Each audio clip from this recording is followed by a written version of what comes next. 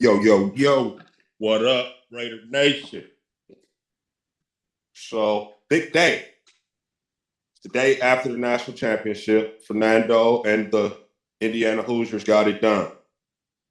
And there's still talk, there's still speculation, okay, whether he's the guy or not. Last last night in the championship game, he didn't have the gaudy numbers that he had before in the playoffs, right? He had coming into the game in the playoffs, he had more touchdowns than incompletions. Well, that changed, right? He was only 16 to 27, 186 yards, no touchdowns thrown.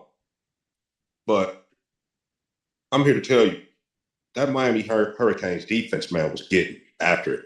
That reminded me of the old U days, like when they first came on in the 80s and then had that tremendous run all the way up until the early 2000s, where, every few years or so, they was putting out a strong product, sent tons of players to the league over the years, got a lot of guys in the Hall of Fame as well.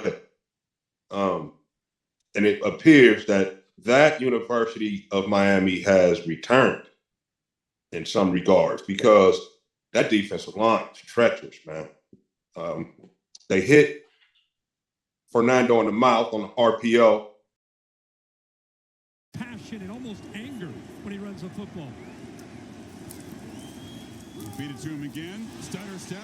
Knocked down after a short game by Keontae Scott to find safety for the Hurricanes. You see Jacoby Thomas coming down. They've been told this week to hit Mendoza as often as they can. That time carrying out the fake, you see he got up underneath the chin strap in the face mask. Watch, hey, after carrying out the fake, instead of laying off, boom, hits him.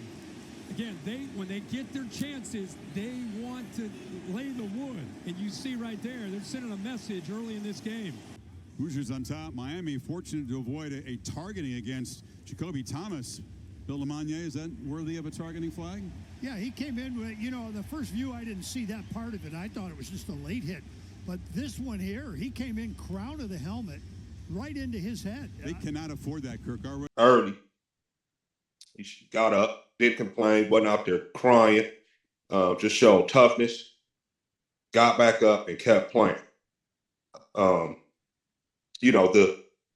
Hurricanes D-line sort of exposed the Indiana line, right? They were older, but they weren't as talented as the Miami defensive line.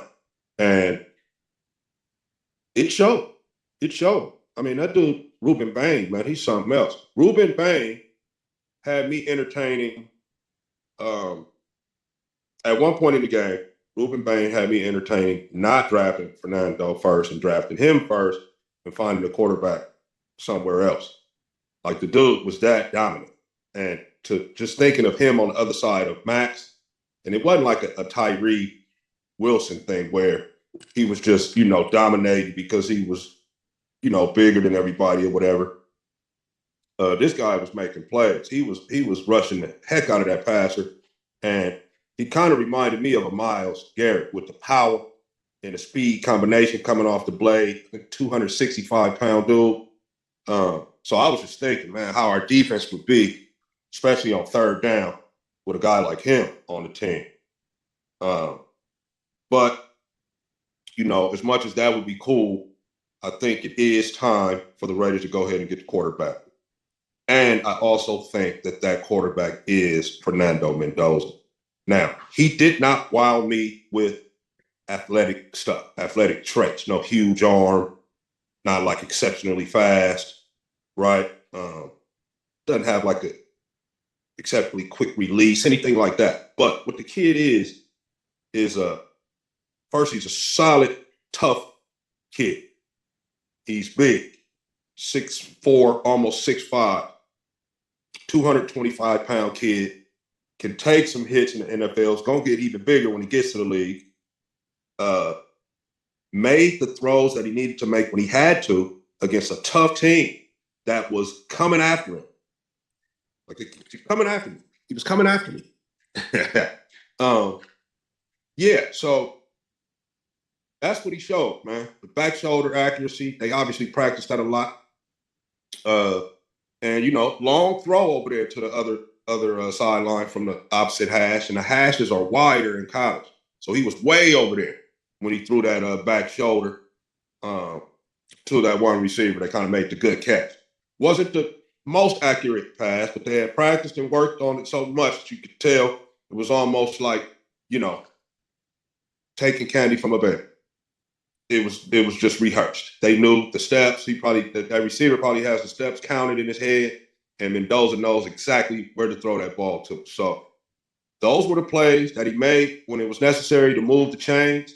And then he had the big 12-yard rushing touchdown where, I heard Lincoln say he was a little bit, worried right there. So was I, Link, when he kind of dove and the dude hit him in the back. I'm like, man, careful with our guy, right? We don't want the guy to get hurt the last game of his college season, the guy that we was about to take number one, right? That would be like some real, like, Hurst type. You know what I'm saying, man? That wouldn't have been cool. But he's all right. Showed toughness. That rushing touchdown proved to be the final margin as they went up 10, but the Canes came back and got to within 3, and then they kicked another field goal, and the Canes came back with the ball, with some seconds left on the clock, with a chance to take the lead, and Carson Beck threw the pick, and that ended it. So, the other thing, okay, Tom Brady, Mark Davis, John Spytek were all there to watch the kid. They saw him win the national championship. They saw him gut out a tough performance against a tough defensive line. And I'm just wondering, what they think. I'm thinking that that's our guy. I'm just hoping that Brady, Spytek, Davis are thinking the same way. Let's just get this over with. Let's get that number one pick out of, just go ahead and solidify it. That's going to be our guy. And then we can move on to pick 36, pick 67, pick 102, pick 117, and pick 136. Those are going to be the series picks that are going to help the team immediately, because we do need on the field help right now. And then we do need depth and future help as well. So there's some guys that I got my eye on. I like a kid named Jennings Dunker that plays offensive tackle from the University of Iowa. I feel like if we draft him and if we pick up the Linderbaum guy from the free agency, he plays for the Ravens right now, to play center, put JPJ back at guard, put Meredith back at guard, or keep Parham. Re-sign Parham, put him back at the guard, Colton Miller, and then Glaze and this kid over at the right tackle battling it out. That's the Jennings Dunker guy. And then, hell, you could even do this. You can move JPJ to the left guard. Hopefully, he played left guard a little bit last year. I remember when he first came. Let JPJ play left guard. I'm just thinking he can do it. Tyler Linderbaum as the center. Colton Miller's obviously the right tackle, left tackle. The right guard, Caleb Rogers, right? He showed himself decently in those last couple games that he got to play, and I think he'll be even better to start off. All right, and then you got Glaze and Dunker to battle it out, and don't forget you got Charles Grant still as a swing tackle, and now you got some depth. Right? Maybe you can even move Parham to guard, or resign not Parham, but move Glaze to guard, or re-sign Parham. Like I said, Parham is not a bad player, bro. If he's not asking for too much bread, I wouldn't mind keeping Dylan Parham. And then that would fix the O-line. Okay? So now we're looking at maybe drafting one of Fernando's receivers for him to be comfortable with, or we draft a real speed burner to kind of open things up. Even though we do have Dante and Tucker, we already got some speed. Maybe we need another big guy that can catch the ball going over the middle, like it's a rock, like his one of his favorite targets from college. But we will see. Now, let's get to the other reason why the Raiders brass was in Miami. It was to interview Coach Mike McDaniel.